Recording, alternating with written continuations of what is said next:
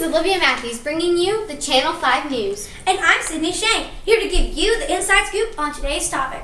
Lately, you've been hearing a lot about our overuse of fossil fuels.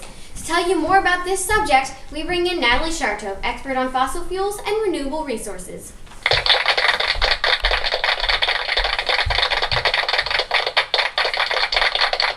Thank you. So Natalie, can you explain to us what renewable and non-renewable resources are?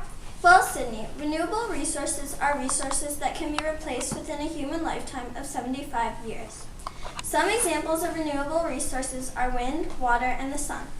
Non-renewable resources are resources that cannot be replaced within a human lifetime of 75 years. Some non-renewable resources are petroleum, natural gas, and minerals. And what are the negative effects of these two types of resources? The negative effects vary depending on the type of resource.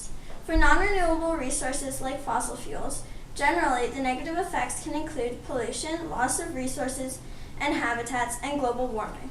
What is global warming? Well, when sunlight goes to the Earth, part of it is soaked up by the Earth, but the rest of it goes back into space. When the sunlight goes back out into space, some of it is trapped within the atmosphere by gases called greenhouse gases. One of those gases is carbon dioxide. When we burn fossil fuels, we release more carbon dioxide into the air, and that carbon dioxide traps more heat into the atmosphere than is natural. Because of all the heat trapped in the air, the global temperature is rising, which causes global warming. So what are the negative effects of using renewable resources as energy? Negative effects occur when we abuse the use of these resources. Hydroelectric power uses water to create energy, but when it is abused, it can change and damage the environment nearby. Solar power and geothermal energy can be very expensive, and you must find specific places where there are enough of those resources to use them as an energy source. As you can see here on this graph, most of us don't use renewable energy sources. In fact, we use petroleum more.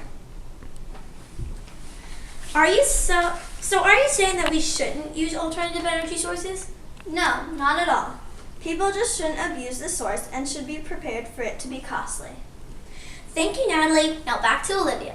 To find out more about these alternative energy sources, we sent Brooke and Matau to Adat Shalom Synagogue in Bethesda, Maryland, where they use solar power as their energy source. Thanks, Olivia. I'm here at Adat Shalom, where they use solar power energy as an alternate energy source. What makes solar power happen are the solar cells. What exactly are solar cells? We've heard the term, but what are they, and what do they do? Solar cells are devices on solar panels that convert sunlight into energy. The electricity is what we use in solar-powered homes and other buildings. So where do the solar panels go in order to get enough sunlight to be converted into usable electricity? This is the problem with them. You have to find the right place to put and install them, which can be expensive.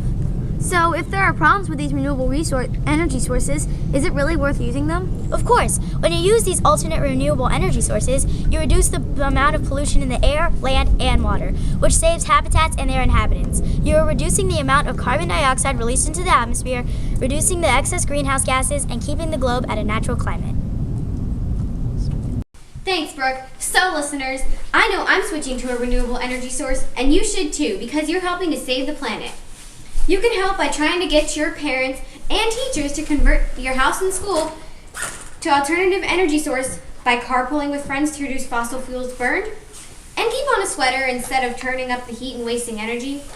So take action and help the earth. I'm Olivia Matthews bringing you the Channel 5 News.